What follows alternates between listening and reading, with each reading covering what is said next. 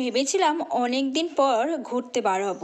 মনটা ভীষণ খুশি খুশি ছিল, কারণ সেই বাবান মানে প্রেগনেন্সি থেকে আর বাবান যেহেতু হওয়ার পরে বাবান অনেক ছোট ছিল, তাই 3-4 বছর কোথাও ঘুরতে যায়নি। তাই এবছর যখন বরমশাই বলল যে চলো কোথাও থেকে ঘুরে আসি, তখন ভীষণই এক্সাইটেড ছিলাম। কিন্তু হঠাৎই বলল যে ট্রেনের টিকিট না পাওয়ায় হয়তো যাওয়া হবে না। মানে জানি না কি হয়, কারণ বরমশাইয়ের তো যেতেই হবে, ওকে তো যে না গেলে হবে না, হয়তো একটা টিকিটই কনফার্ম হবে।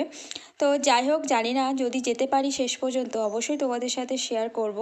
আর বরমশাই তো আমার পিছনে লেগেছে যে তুমি যেতে পারবে না, কি হবে, এই সব মানে নানান ধরনের কথা বলতে থাকছে। তো আমি ভাবলাম যেতে যদি নাই পারি তা কী আর হবে। কপালে যে মানে আমি সব কিছুটাতে কপালে বিশ্বাস করি, কপালে যদি কোনো কিছু না থাকে তাহলে কিন্তু একদমই হওয়া সেটা সম্ভব নয়। কপালে যদি থাকে কোথাও ঘুরতে যাওয়ার, সেটা কিন্তু অবশ্যই হবে। তো চলো, আমার যেটা